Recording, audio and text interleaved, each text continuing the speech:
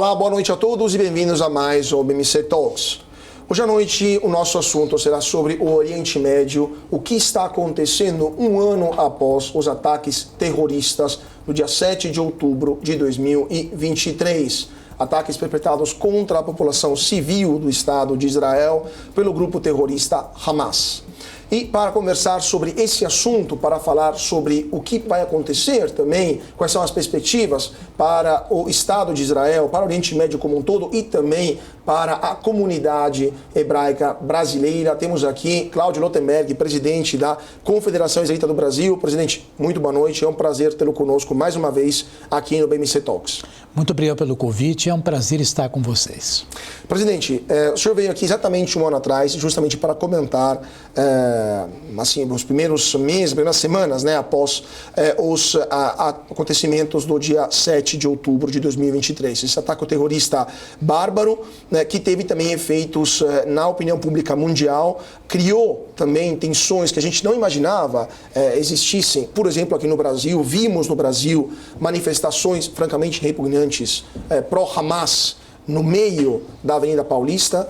Um ano após todos esses acontecimentos, após o começo de uma nova guerra agora no Líbano contra o Hezbollah, qual que é o diagnóstico que o senhor faz dessa situação e para onde estamos indo no Oriente Médio e no Brasil também?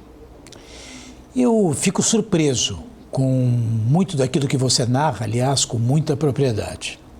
Primeiro porque todo esse cenário, particularmente para nós, enquanto brasileiros, nasce de uma distorção, que foi a dificuldade que o governo brasileiro teve, primeiro em condenar, e depois a ausência do entendimento de que o Hamas é uma organização terrorista. Chega a ser estranho, Carlos, porque nós vemos todos os dias críticas em relação à Organização das Nações Unidas, que parte do nosso Ministério das Relações Exteriores.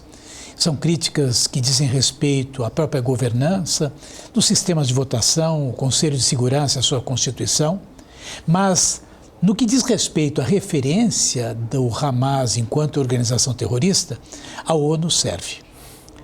Isso, de certa maneira, foi se acentuando em termos de manifestações equivocadas. Nós temos que levar em consideração que grande parte da população brasileira é uma população que tradicionalmente não se envolve em questões de geopolítica, e principalmente nos assuntos que dizem respeito ao Oriente Médio. Então, dependendo da maneira como a coisa é tratada por aqueles que ocupam posições de relevo em relação ao cenário de relações exteriores, a interpretação ela é de péssima qualidade, é o que vem acontecendo. Nós vimos também por parte tanto do presidente quanto do próprio chanceler e principalmente do assessor especial para assuntos de relações exteriores, Celso Amorim, uma tendenciosidade enorme no momento em que eles abordaram desde o primeiro momento. Então, você vê que loucura, né? Ontem o presidente da República dizendo que quando o Hamas invadiu Tel Aviv, acho que não tem a menor noção, inclusive de geografia. Mas a visão de, primeiro, uma organização terrorista que não é terrorista.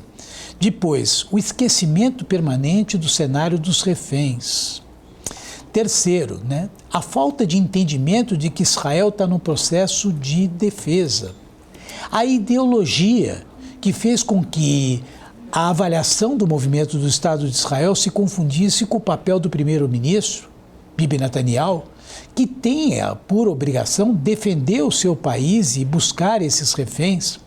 Tudo isso fez recrudescer um ambiente que acalorou sentimentos fortes de antissemitismo, ou porque estavam dormentes, ou porque, na realidade, foram alimentados por esses atores da política externa brasileira, e inclusive representados na figura do próprio presidente. Nós vimos terminologias impróprias, comparações, a questão da utilização imprópria daquilo que é genocídio. Veja, nós sabemos que isso não é um genocídio. A comparação com o cenário do Holocausto. Veja que também aqui nada que possa se comparar com o Holocausto. Nós vimos, de novo, a apropriação do termo apartheid inclusive por líderes do próprio Partido dos Trabalhadores, né? Desconhecendo que Gaza não é Israel, Gaza é Palestina. Então, como é que Israel pode ser responsável por uma política de apartheid para algo que existe num território que não lhe pertence? Desconhecendo que Israel, que tem 9 milhões de habitantes aproximadamente, 2 milhões são árabes. Vários deles participam do parlamento. Nós tivemos um presidente do Supremo Tribunal Federal em Israel que foi um árabe. Então são tantas imperfeições, para não dizer erros grosseiros, que isso, no entendimento da sociedade mais ampla, se transforma num alimento para que a gente possa ter aí um crescimento de ódio. Então, se você me pergunta, a leitura que eu tenho é uma leitura, primeiro, ruim para aquilo que está acontecendo em Israel, de lamentar as vidas que estão sendo perdidas, e aí eu diria, vidas de palestinos, agora, o momento envolvendo libaneses. Veja quantos soldados israelenses morreram dentro desse processo. Portanto, nada disso é para se comemorar, tudo isso é para se lamentar. Mas a gente tem que colocar os pingos nos is, para que as pessoas entendam que existem linguagens muito diferentes. Nós não podemos comparar uma estrutura de Estado que se defende com a estrutura de uma organização terrorista. Nós não podemos distorcer a história, negar que o Estado palestino foi criado em 1948. Nós não podemos negar as várias iniciativas, todas elas negadas pelos próprios palestinos, patrocinados pelos árabes. E aí eu acho que talvez uma chave que merece muito entendimento, esclarecimento, se você assim me permite, que é por detrás de tudo isso o papel de um país teocrático, um país negacionista, um país absolutista, que deveria estar preocupado sim com as chicoteadas que dão nas mulheres e as discriminações que fazem em relação à comunidade LGBTQ+, que é justamente o Irã, o grande patrocinador do terrorismo internacional. É ele que financia o Hezbollah, é ele que financia o Hamas, é ele que financia os Houthis, que estão no Iêmen, e quando Israel, no fundo, se apresenta como alvo principal, ele está fazendo um papel de defesa, não do Estado de Israel e não somente dos judeus. Ele está defendendo a sociedade democrática, a sociedade da liberdade de expressão, a sociedade que não quer e luta contra tudo isso. E, portanto, eu acho, e isso se espelha inclusive no próprio entendimento da sociedade brasileira, não do governo, e também das autoridades eleitas no plano legislativo do nosso país, conforme isso é documentado, inclusive dentro do próprio ranking dos políticos. Pois é, vários pontos que eu colocou, né, na mesa, várias perguntas que gostaria de fazer, inclusive, ótimo ter lembrado que existiu, né, formalmente a criação de Estado palestino, por sinal, por vontade de um brasileiro, né? Oswaldo Aranha foi fundamental nesse papel, que depois não se concretizou por causa da má vontade dos países árabes que invadiram, né, aquele território logo após a proclamação da independência do Estado de Israel em 48. Mas, primeira questão que ele perguntaram, você falou sobre o não reconhecimento do Hamas como grupo terrorista por parte do governo brasileiro, diferente, por exemplo, dos Estados Unidos, da União Europeia, da própria Argentina, né, do Hezbollah, no caso, na Argentina, aqui do lado onde houveram ataques em 92 e 94 contra a Embaixada de Israel e contra a MIA, né, o Centro de Mútuo Socorro Israelita. O senhor acha que o não reconhecimento do Hamas e do Hezbollah como grupos terroristas pelo governo brasileiro impede que a Polícia Federal, por exemplo, possa atuar de forma mais contundente para prevenir eventuais ataques no território nacional? E a segunda pergunta é, a comunidade judaica brasileira, a comunidade israelita, ela tem medo hoje, ou tem mais medo do que antes do dia 7 de outubro de 2023, de ser alvo de um ataque aqui em território brasileiro? Felizmente, a Polícia Federal ela tem aí movimentos que demonstram uma independência e um profissionalismo que merece o mais alto e responsável registro. Tanto que prendeu, há pouco tempo atrás, 3 meses, um representante do Hezbollah e não permitiu que uma autoridade do Hamas aqui viesse para ter o seu filho. Então, a Polícia Federal tem sido extremamente zelosa e cuidadosa e nós temos que reconhecer isso de forma positiva. Agora, é claro que a gente, nesse momento, está preocupado com as condições de segurança. E eu acho que as condições de segurança, elas não importam somente para a comunidade judaica, elas importam para o Brasil como um todo. Quer dizer, o Brasil não pode se dar ao luxo de permitir uma aliança com arcos de natureza terrorista. O Brasil deveria ser um pouco mais duro e, lógico, a distinção entre aquilo que é uma política de Estado e uma política de governo são coisas distintas, mas a gente sabe que essas coisas também se comunicam, elas interferem. Então, eu acho extremamente perigoso para a sociedade brasileira e para a comunidade judaica em particular as questões como essa. Por outro lado, como lhe falei, nós temos recebido um apoio muito importante por parte dos órgãos da estrutura de Estado. Polícia Federal é um. Aqui no estado de São Paulo, a Secretaria de Segurança é outra. Então, nós temos tido uma interlocução bastante positiva e que tem se mostrado, eu acho, algo maduro na estrutura do Estado brasileiro. Última pergunta antes do primeiro bloco, presidente. A questão do Irã, né? O senhor disse que o Irã é um problema a nível mundial, maior financiador, patrocinador do terrorismo, né? Com dinheiro, com recursos, com treinamento, com armas também. E é uma inspiração também para esses grupos. Ao mesmo tempo, o Irã é um parceiro comercial do Brasil cada vez mais relevante e um parceiro político também por algumas forças que hoje estão no governo no Brasil. Na posse do novo presidente iraniano, o atual vice-presidente brasileiro, né, o Geraldo Alckmin, estava no local, ao lado de representante dos Houthis, do representante do Hamas, no representante do Hezbollah. Inclusive, o do Hamas foi eliminado em Teherã poucas horas depois, mesmo estando em um lugar secreto. O senhor não acha que esta comistião, esta aproximação entre Brasil e Irã, por questões econômicas, comerciais, pode ter consequências piores, ou esta faz parte de uma política de Estado e é legítima, mas o problema é só a parte política eventual justificativa da atuação do Irã no Oriente Médio por parte de alguns partidos aqui no Brasil? Nós temos que separar os mundos, não podemos tratar isso tudo junto. O relacionamento do Brasil dentro da visão comercial com o Irã, e a diplomacia também é pautada por isso, já acontece há muito tempo, não é uma novidade do atual governo. É algo estruturado, que funciona e que trabalha dentro de uma linguagem, como o próprio nome diz, comercial. Isso não significa um alinhamento de natureza ideológica. O que o atual governo tem feito é estar se aproximando cada vez mais dentro da visão ideológica do Estado iraniano. A gente sabe que o Irã, ele tem hoje ligações próximas com a China, tem ligações próximas com a Coreia do Norte, a Rússia, e o Brasil está cada vez mais se aproximando desse lado. Eu não consigo realmente entender a simpatia de um país como o nosso por governos dessa natureza, nem dentro de uma visão ideológica de esquerda. Por quê? Porque a Venezuela é um país de esquerda, o Irã é de esquerda.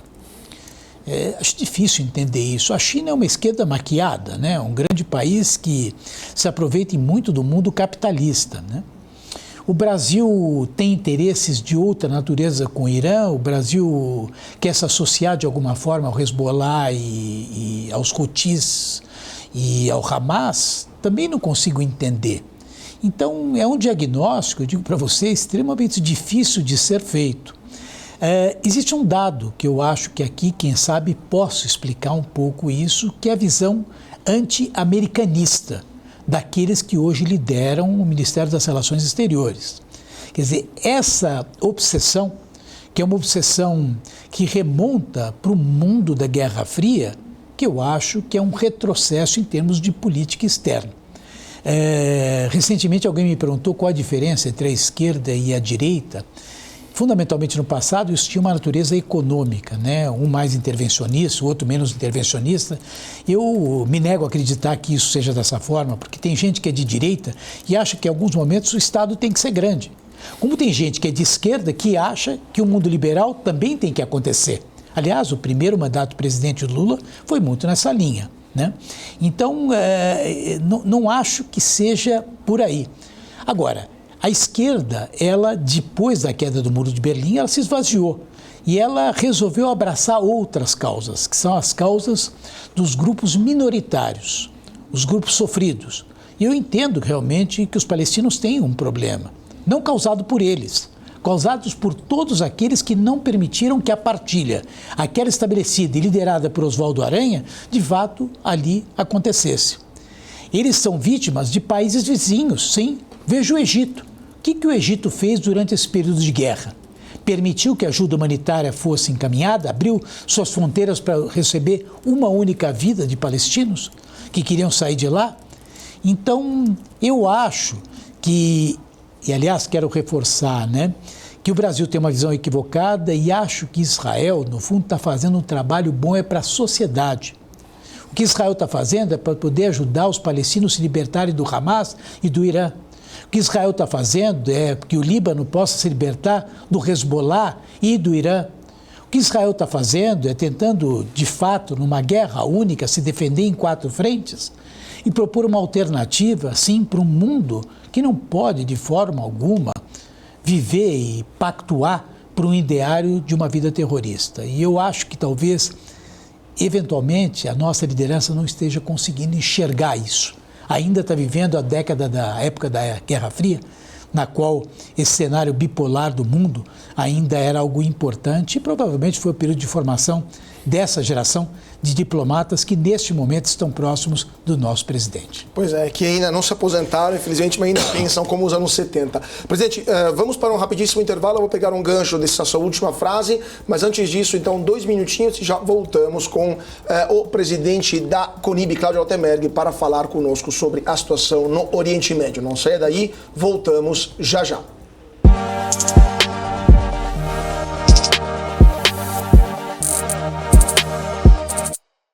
E de volta para o nosso BMC Talks. Hoje à noite o papo é sobre Israel, Oriente Médio, a comunidade judaica brasileira. Estamos aqui com Cláudio Lottenberg, presidente da Confederação Israelita do Brasil, a CONIB.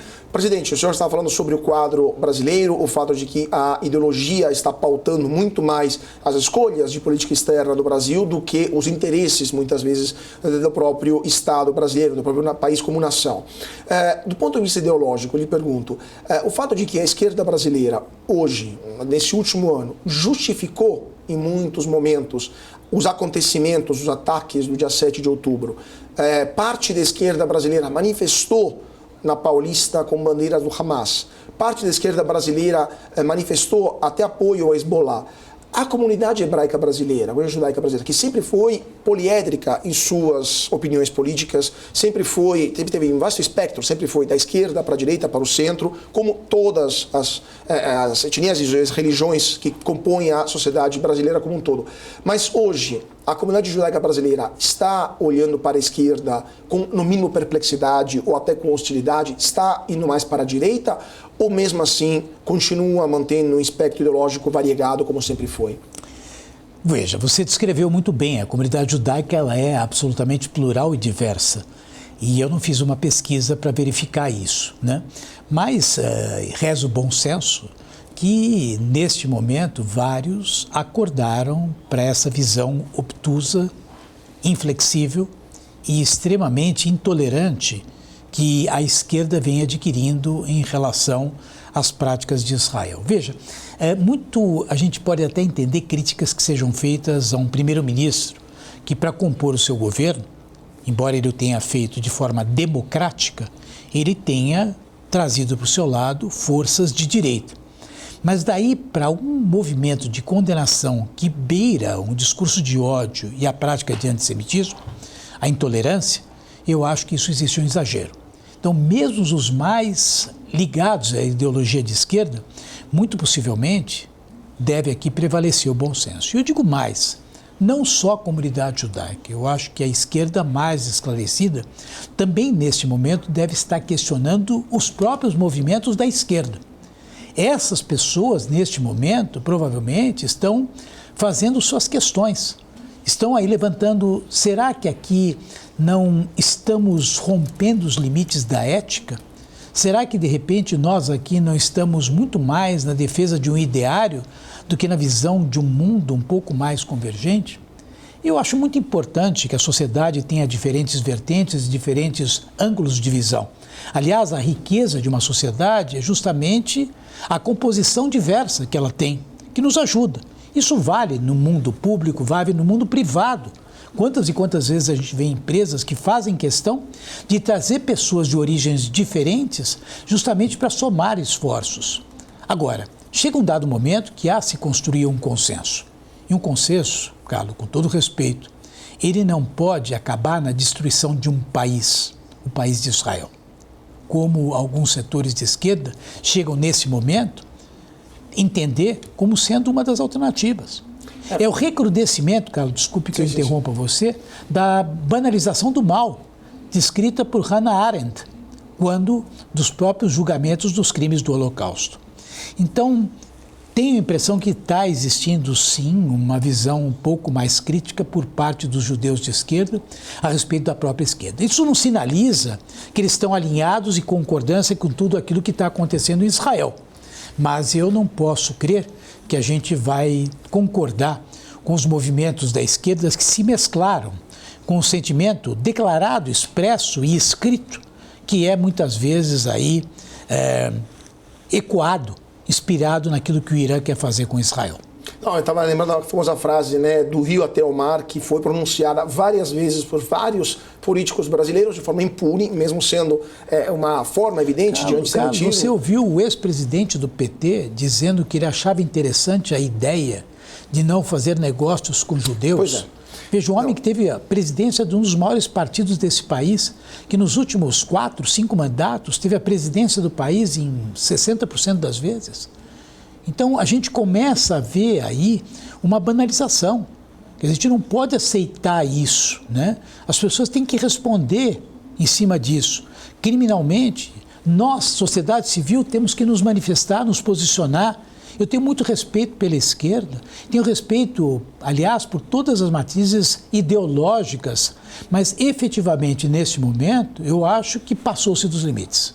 Pois é, não, também eu me estava lembrando, enquanto o senhor estava falando, do caso do Dr. Jean Gorenstein, que deixou a campanha do candidato Boulos após o dia 7 de outubro, pela ausência de condenação forte do candidato e da sua entourage, né, dos acontecimentos, dos ataques do dia 7 de outubro. Mas só para terminar esse bloco, presidente, o senhor falou do caso das críticas feitas ao governo Netanyahu, do fato de que o Netanyahu, na composição atual do governo, ele foi primeiro-ministro por quase 20 anos, né, entre idas e vindas, para cima e para baixo, desde os anos 90 que ele está basicamente no comando do Estado israelense, com algumas pausas no meio. Mas nessa vez ele tem na sua composição alguns membros das forças mais à direita da sociedade israelense, dos colonos também, o Itamar Ben-Gvir e o Smotrich também. Esse é um debate que se faz dentro da comunidade hebraica brasileira. As críticas a Netanyahu muitas vezes também são pretestuosas para atacar Israel, sem dizer que se ataca Israel também. Então, como distinguir isso? E hoje Netanyahu é de fato uma figura popular ou tem problemas que são anteriores ao dia 7 de outubro? Qual que é a percepção na comunidade brasileira sobre a figura do Netanyahu e desse governo específico? Veja, nós não temos aqui que nos posicionar sobre governos de outros países, né? O que nós temos que nos posicionar é sobre o governo brasileiro. Esse nós temos que nos posicionar. Aliás, alguns esquecem que nós somos brasileiros, né? Eu vou continuar criticando quando achar que devo criticar, porque sou brasileiro, pago impostos no Brasil, tenho RG e contribuo muito com esse país, em várias frentes, e aqueles que nos assistem sabem disso. Então é um direito meu enquanto brasileiro, e não vão ser chanceleres ou funcionários de Itamaraty que vão me dizer o que eu tenho a ver com a política externa brasileira. Eu tenho tudo a ver, eu sou brasileiro. Quanto à composição do governo de Israel, nós sabemos que, de fato, ele teve que fazer uma composição. Tenho críticas em relação ao Bibi Netanyahu, daquilo que é, vamos dizer, aceitável para o cidadão que não mora em Israel, eu tenho. Acho que Bibi Netanyahu deveria deixar claro quais são os planos no período pós-guerra. Porque ao não deixar claro isso, passa uma sensação de continuidade e perpetuidade de um estado de guerra, o que, evidentemente, não é desejo de ninguém. É bom lembrar que ele também tem uma certa instabilidade política, muito embora isso não seja uma novidade dele. Veja o número de vezes que foram feitas assembleias gerais em Israel até poder se constituir um governo. Então, esta construção é uma construção delicada. Evidentemente que procuro escutar, e tive em Israel, desde que eu vim aqui a última vez, eu estive em Israel. E eu tive a oportunidade de conversar, inclusive, com membros do Knesset, do parlamento, e de oposição. Eles dizem o seguinte, que eles têm pontos contrários em relação a Bibi, e são muitos, mas eles têm uma voz uníssona, que é a questão da segurança.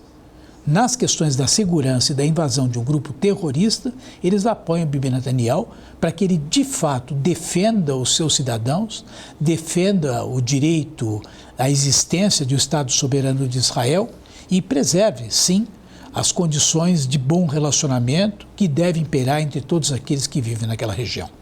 Essa voz única existe dentro de uma perspectiva única também da sociedade israelita.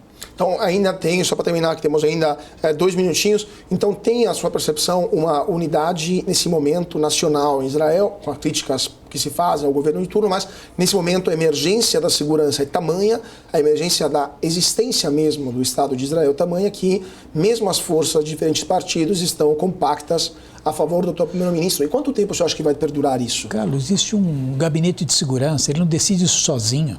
Ele tem muita gente envolvida, inclusive líderes de oposição. É claro que existe suporte. O tempo que isso vai levar é o tempo para destruir ou acabar com todo um arcabouço de natureza terrorista. Quer dizer, o mundo está achando que Israel está brigando com os palestinos, não é verdade, é com o Hamas. Você acha que existe algum desejo de Israel invadir o Líbano? Agora, não pode deixar o Hezbollah, que está desde o dia 7 de outubro de 2023, atacando rockets e mísseis e tudo que a gente pode imaginar para o norte de Israel. Nós temos 100 mil israelenses que estão deslocados das suas casas por conta daquilo que acontece no norte do país. O que Bibi vai fazer? O que o governo de Israel vai fazer? Então, enquanto não houver aqui uma ação, eu acho que ou partindo de Israel, ou uma ação partindo da sociedade internacional, vai ser muito difícil Israel parar. E isso não se resolve numa mesa de bar bebendo cerveja. A governança global exige mais do que isso. E quem critica, inclusive, a composição da ONU, achando que aquilo lá é um fórum para ter votações simples de maioria, não é assim que a gente defende direitos e equilíbrio dentro de uma ordem mundial. Eu vou começar esse bloco agora pegando esse gancho sobre a ONU, porque as declarações do presidente, do secretário-geral da ONU também geraram fortes críticas do embaixador israelense. Mas antes disso, vamos para um rapidíssimo intervalo. Já voltamos com o nosso convidado de hoje, Cláudio Lottenberg, presidente da CONIB, Confederação Israelita do Brasil. Não saia daí, voltamos já já.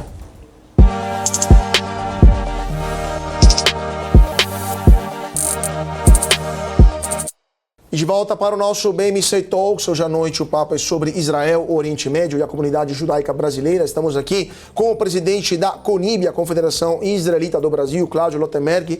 Presidente, o senhor citou uma frase que ficou infelizmente famosa do presidente Lula. Ele resolveria a guerra da Ucrânia com uma cervejinha em volta de uma mesa de boteco e a sua percepção sobre a política externa do atual governo. Porque Lula, esse é o terceiro mandato do presidente Lula. Lula já teve protagonismos de política externa, inclusive no Oriente Médio, nos seus primeiros 2 mandatos. Por exemplo, na tentativa de chegar a um acordo com o Irã, no caso da crise nuclear, nos anos de 2010, mais ou menos. Não deu certo daquela vez, mas mostrou um certo protagonismo no Brasil.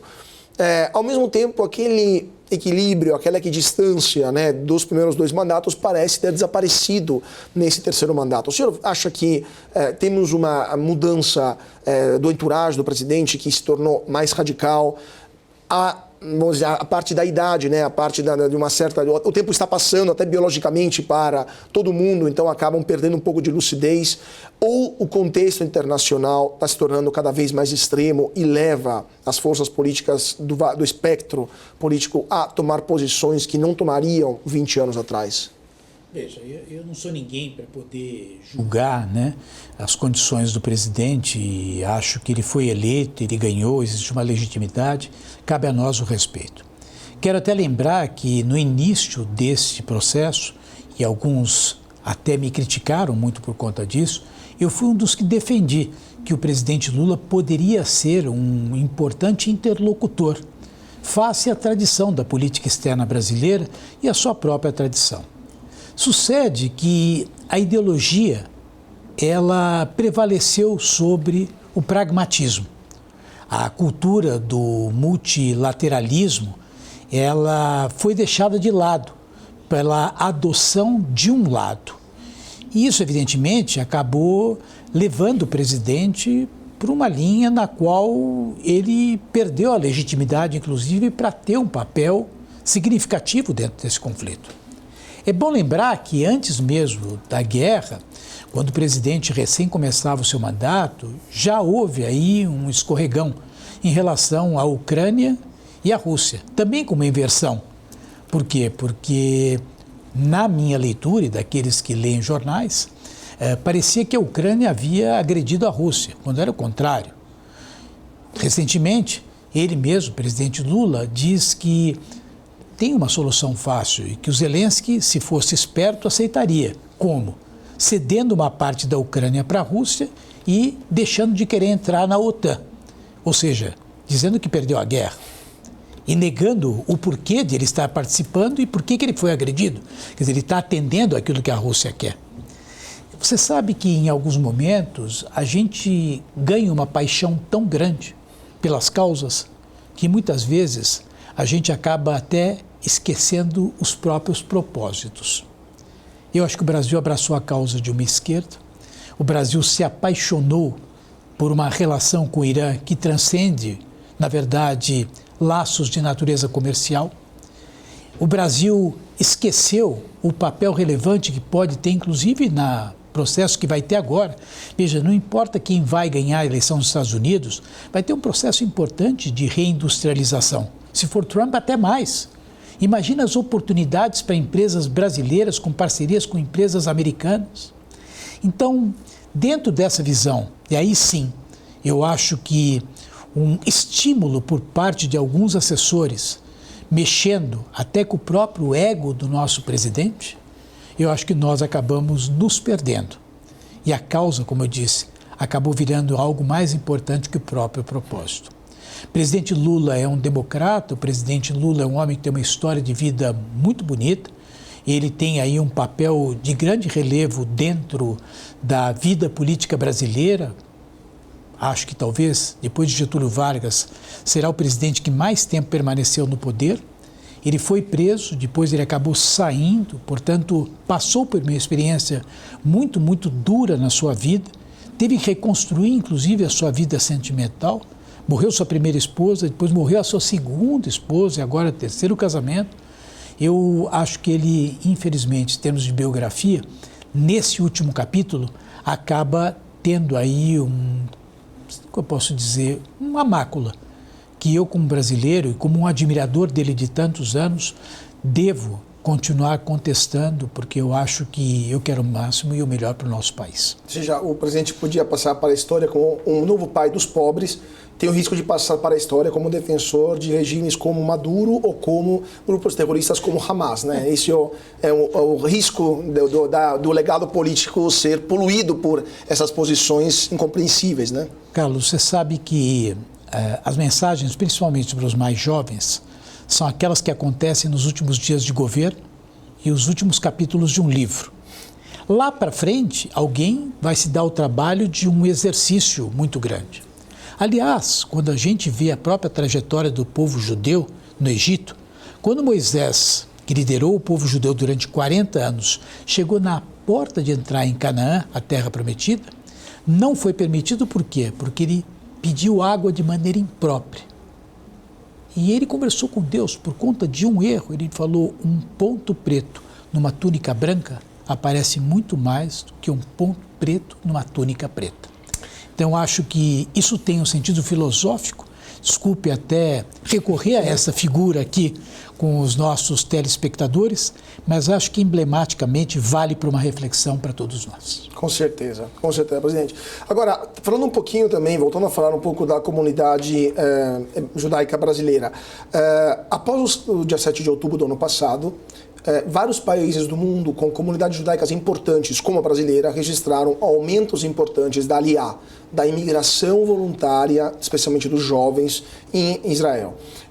Isso sempre aconteceu, mas aconteceu de forma menor, né? Mas, por exemplo, a França registrou um aumento de 500% no último ano. A África do Sul também registrou um aumento muito importante, isso segundo os dados da agência judaica.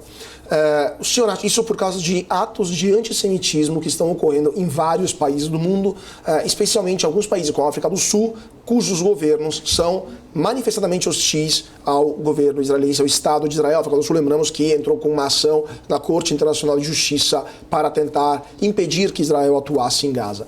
No Brasil, tivemos casos parecidos. A CONIB denunciou aumentos de casos de antissemitismo, mas após um ano, os jovens judeus brasileiros continuam querendo morar no país onde eles nasceram, no Brasil, ou eles não se sentem seguros e preferem emigrar para o Estado de Israel? Primeiro a gente tem que entender muito bem o que é aliar, porque existe aliar de pessoas que nunca moraram em Israel e aquelas que voltaram para Israel. Então, em vários países isso aconteceu, e é natural, porque as pessoas querem defender o seu país de origem. Em segundo lugar, que são contextos geopolíticos locais diferentes, né? Então, quando você olha a África do Sul, que gosta de passar a imagem de ser um país impoluto, justo, né? E que certamente não é nenhum exemplo, orgulho ou referência para qualquer lugar, né? Agora resolveu criar iniciativas junto ao Tribunal de Haia, né? Então, a gente sabe que aí existe um caminho extremamente distorcido. Na França, nós sabemos que a questão é um pouco diferente. Por quê? Porque na França nós tivemos aí uma migração de uma população árabe, em parte os xiitas, que são muito agressivos.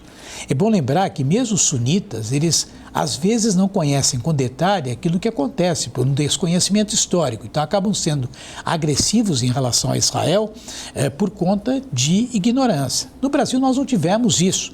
E, felizmente, até por conta daquilo que eu disse anteriormente, que é a maturidade das organizações de Estado brasileiro. E eu acho que não vai ter. Eu acho que o Brasil não é um país que tem esse traço de cultura. A relação entre brasileiros e árabes, judeus brasileiros e árabes brasileiros, é uma relação muito boa. Então eu acho que, se Deus quiser, nós vamos ter esse tipo de problema aqui no Brasil. Só telegráfico para terminar esse bloco. Então o senhor acha que mesmo agora com essa operação contra o Hezbollah, que está levando o Tzahal, né, o exército de Israel, dentro do território libanês, está provocando vítimas civis porque o Hezbollah se esconde com escudos humanos em escolas, em hospitais, etc. A comunidade libanesa brasileira, a maioria são maronitas, não são xiitas. Temos uma pequena porcentagem de xiitas lá em Foz do Iguaçu, mas o grosso são maronitas. Mas não teremos problemas de relacionamento entre a comunidade judaica e a comunidade libanesa, ou alguma tensão poderia surgir por causa dos acontecimentos recentes? Impossível prever e eu espero que não. Mas eu sinto que a temperatura está subindo, né? Porque, infelizmente, tem pessoas que, nesses momentos, acabam querendo serem vocais demais. E numa interpretação equivocada, foi o que eu falei a respeito do fato do presidente não medir muito as palavras dele, né? Isso leva a interpretações ruins, né? Nós temos no Brasil milhões e milhões de libaneses para cá vieram, né? Portanto, não é uma população que não tenha o significado. Aliás, com uma relação maravilhosa conosco, enquanto judeus, né? Então, nós temos que trabalhar com equilíbrio para evitar que isso se estenda e que seja mal interpretado. Torçamos para que não aconteça. Perfeito. Vamos para o último intervalo e já voltamos com o presidente da Confederação Israelita do Brasil, Cláudio Lottenberg. Não sai daí, 2 minutinhos e voltamos já já.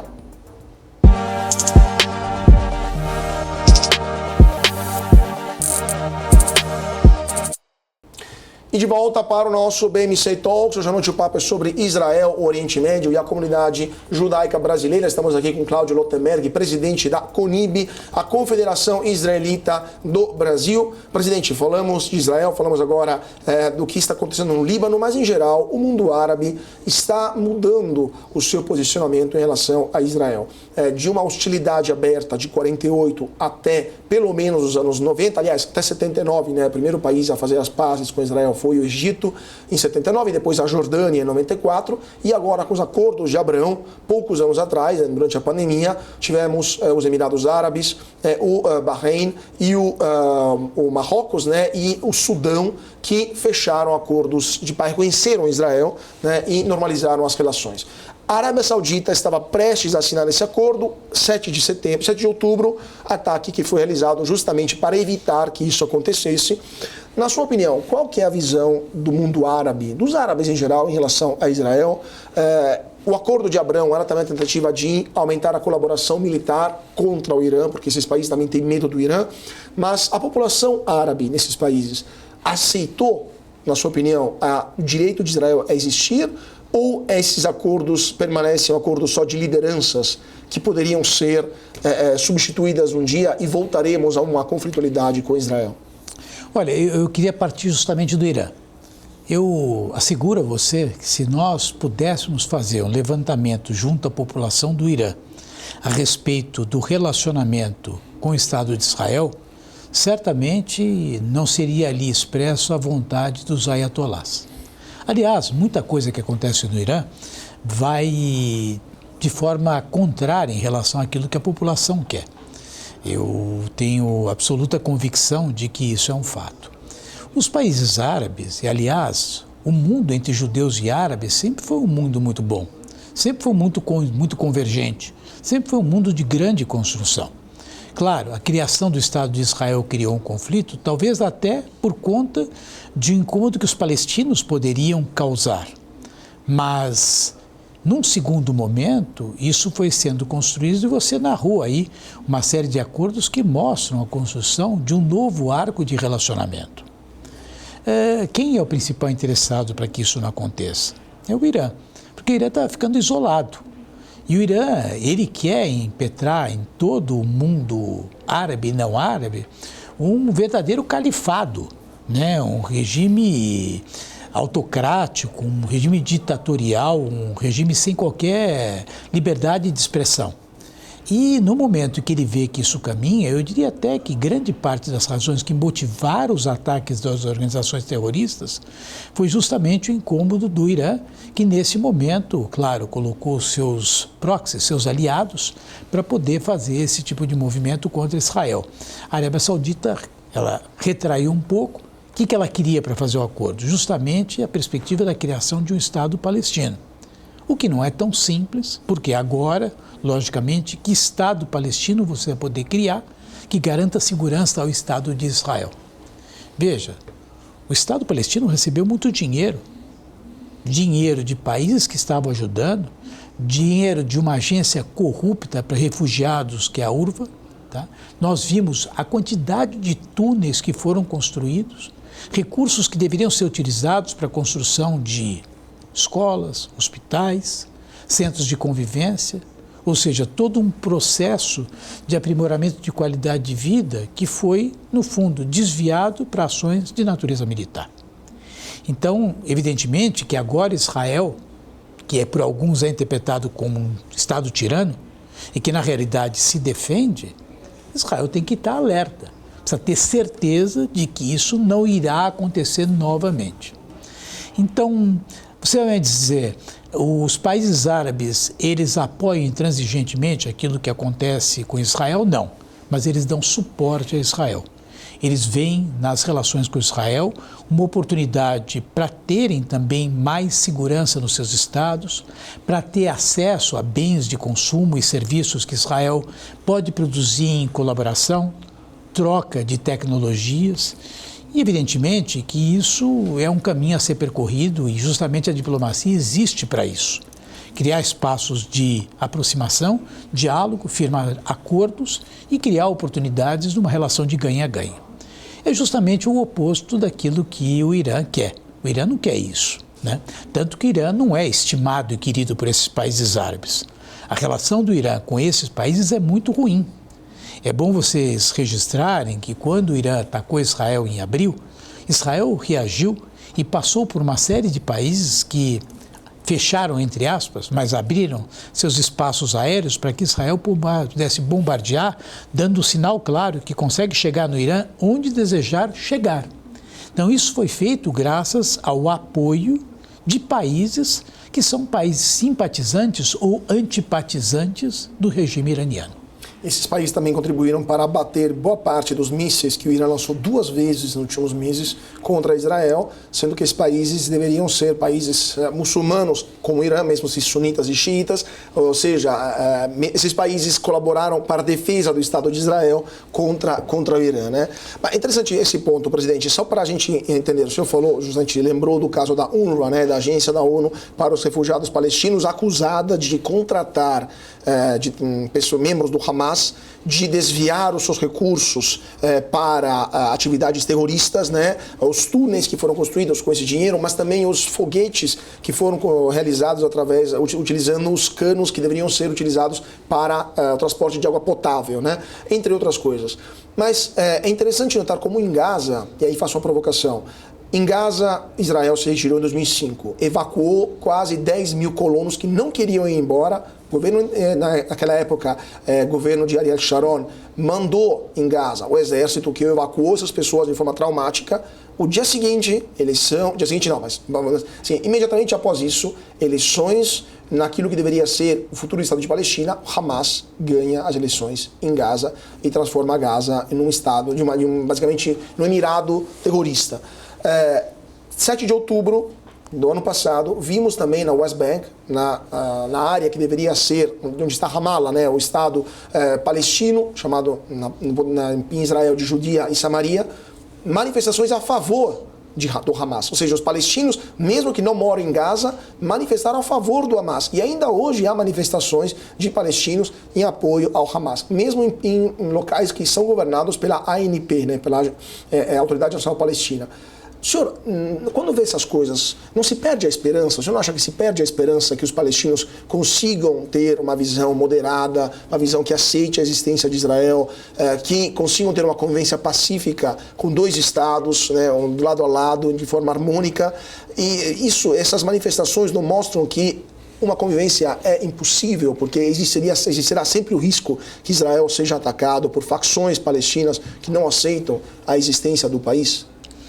Veja, eu acho que a convivência sempre deve ser vista como algo possível. Eu não enxergo que a gente possa se propor a discutir um mundo melhor sem construir cenários de convivência. Agora, se você me perguntar se isto é fácil, eu acho que não. Eu acho que para que isso possa existir, precisaria ter muito claro entre os palestinos o que eles desejam. Eles desejam o Estado onde eles lá se estabeleçam em condições de segurança, possam crescer enquanto sociedade, ou eles defendem o Estado com o apoio de uma base tirânica, autocrática e que apoia o terrorismo, como é o caso do Irã. Enquanto não houver o corte disso, é complexo. Eu chego a imaginar que o mal de tudo isso não está nem no Hamas nem no Hezbollah, e sim quem os financia, quem os cria. Enquanto não houver a queda do regime tirânico do Irã, eu acho que essa paz entre Israel e palestinos ela será muito difícil. Acho que o mundo tem que se conscientizar disso. Nós sabemos que é muito delicado, e eu falei também, parte desse programa, se envolver em políticas internas de determinados países. Mas se nós não desenvolvermos, se não houver pressão internacional, nós vamos ter aí maduros se perpetuando. Nós vamos ter exercícios de poder como o de Putin durante 30 anos. E nós vamos continuar tendo os ayatolás dentro de uma visão teocrática, fundindo o Estado com a igreja, no caso muçulmânica, né? Que eu acho que é uma visão muito retrógrada. Então, como é que a sociedade internacional pode pressionar para que o mundo seja um mundo dentro de uma compreensão um pouco mais democrática? Para mim, o grande problema de tudo que você traz, justamente é ter o Irã como base desta discordância e dessa guerra. Última pergunta agora, para entender um pouco melhor o que está acontecendo dentro das comunidades hebraicas no Brasil, mas também em Israel, porque falamos agora das tensões entre os palestinos. Antes da guerra, antes do 7 de outubro, vimos em Israel uma série de manifestações contra o governo Netanyahu após a reforma da justiça. Segundo alguns observadores, e aí pergunto se isso confere ou não, se isso é correto ou não, Há em Israel uma divisão entre os judeus ashkenazes, ou seja, os judeus de ascendência europeia, especialmente do leste da Europa, e os judeus de ascendência sefarad, né, os judeus que vieram do mundo árabe, inclusive que foram para o mundo árabe depois que a Santa Inquisição expulsou esses judeus da Espanha, de Portugal e de outros países europeus. Essas duas comunidades emigraram para Israel a partir de 48 e hoje estariam, a Ashkenazes, que foi a fundadora de Israel, né, com Ben Gurion, Golda Meir, sempre foi a liderança que governou Israel, está sendo superada até demograficamente pela comunidade sefarada. Essa frição que existe é real, é concreta, ou simplesmente aquilo que acontece em Israel é a polarização que faz parte de todas as sociedades ocidentais, mundiais, né, nesse momento? Veja, o multiculturalismo judaico é uma raiz, é uma essência, né? A gente diz que o judeu, quando vai para uma nova cidade, ele monta duas sinagogas, uma para ele ir e a outra para ele não ir de forma alguma. Então são normais esses debates. Eu não acho que isso derive de uma diferença entre a essência da ascendência, sendo Ashkenazi ou Sefarad, mesmo porque hoje a gente vê uma mescla muito grande entre esses dois grandes grupos, se assim podemos chamar, de judeus. Eu acho que Israel vive um cenário de polarização, como qualquer sociedade do mundo. Nós estamos vendo nos Estados Unidos, vemos isso no Brasil e vemos também em Israel. Vemos as eleições que acabaram de acontecer na própria França, vimos na Alemanha, na Áustria. Então Israel passa por isso também. O grande ponto do debate que acontecia em Israel era uma reforma do judiciário. E aí também algo que se repete no mundo. O papel do judiciário tem sido questionado. O poder do judiciário, que por alguns tem sido abusivo. A inversão de papéis. O judiciário exercendo o papel do legislativo. Muitas vezes exercendo o papel do executivo.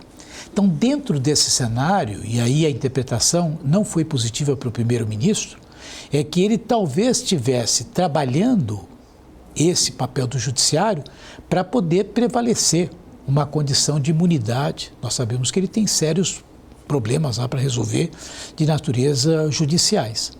Agora, veja, a reação do povo, da população, foi imediata, tanto que isso não passou. Então, essa polarização acho que é um retrato daquilo que acontece no mundo e que se repete no Estado de Israel. Presidente, teria 1 milhão de outras perguntas para lhe fazer, mas infelizmente o tempo é tirano, mas eu queria agradecer muitíssimo o presidente da Confederação Israelita do Brasil, a CONIB, Claudio Altenberg. Presidente, sempre um prazer tê-lo conosco aqui no BMC Talks, volte sempre. Muito obrigado, é um prazer estar com você e com os telespectadores. Muito obrigado e muito obrigado a vocês também que estão seguindo a gente aqui na BMC. Continue com nossa programação e nos vemos na semana que vem para mais um papo sobre política, economia, finanças, negócios e internacional. Mais uma vez, muito obrigado a todos pela atenção, uma ótima noite e até mais.